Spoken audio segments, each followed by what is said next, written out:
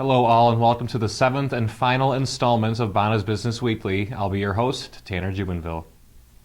Google is making headlines this week as the company has now set a record for amount of money lobbied in government.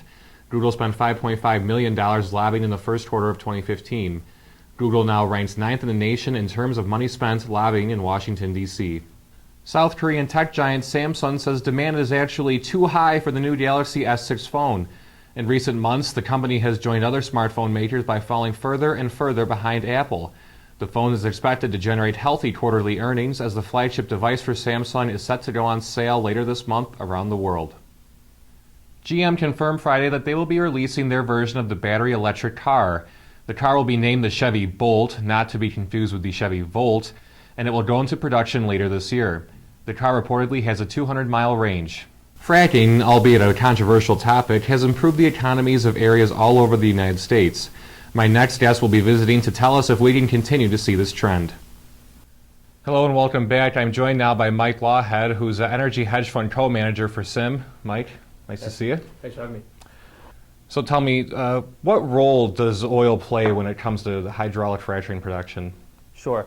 The price of oil is actually very important because what the companies do in times of low prices, what they'll end up trimming their production so they can keep their reserves underground and then sell it back to the market as prices start to rise.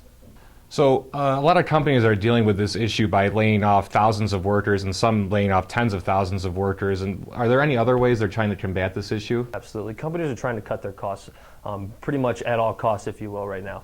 So along with laying off workers, they're going to stop spending money to finish wells that have started production, and then they're also not starting any new projects. So another way that they're kind of going through this, instead of cutting workers and cutting costs, they'll go ahead and sell other assets. So if they have assets that aren't kind of core operations, if you will, they'll go ahead and sell those at a discount just to get them off their books and free up some cash for them to kind of to go ahead and pay back any loan obligations that they might have or to meet any dividend requirements, etc. It's pretty undeniable the effect that fracking can have on local economies, especially if you take the 15-minute drive to Bradford, you'd be able to see what's happened there in just a matter of a couple of years. The effect of this was so massive. I mean, could people have predicted the fall of fracking, especially falling at a rate that it has? Sure.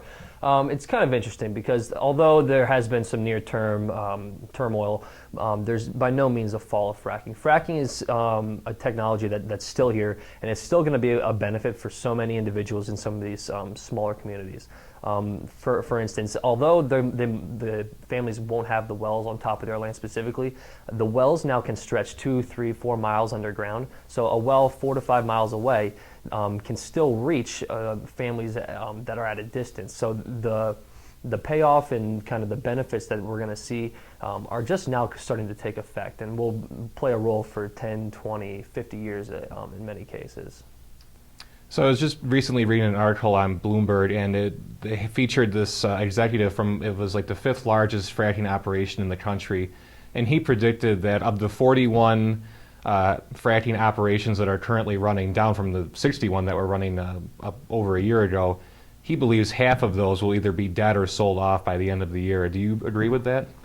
It's interesting because the article that you're referring to is the company. What they do is they go through and they finish wells, and it's more of a technology company than it would be in oil. So if you can kind of think about it from the standpoint of how Google and Apple go about R&D, the technologies are always improving. So although the numbers are going to start to diminish for them, they're going to be able to get through their jobs at a lot quicker rate. So those companies will be actually more profitable, even though the jobs are going to be less and less. They're going to be able to go back and re-frack old jobs, and that's how they're going to kind of continue through this near-term headwind with low oil prices. What do you think will happen in the fracking industry, at least for the rest of the year? For the rest of the year, with a lot of companies kind of going through this capex reduction phase, that's kind of the word that we've seen a lot of earnings reports lately. Since capex has been reduced across the board from almost every company, we're going to see production start to play an effect on inventories. So although inventories right now are at a very stable level, if we go through summer where we see a lot of demand, or we head into winter, which is the real demand season for natural gas, inventory levels are going to start to be depleted. And once that starts to happen, it's going to take a lot longer for companies to kind of turn the switch back on to produce more oil or gas. And if that is the case, then prices are going to skyrocket because we'll have a difference between the amount of oil and gas that we're going to need and the amount of inventory that we have kind of on hand. Well, that's all the questions I have for you. Thank you, Mike. Thank you very much. Appreciate it.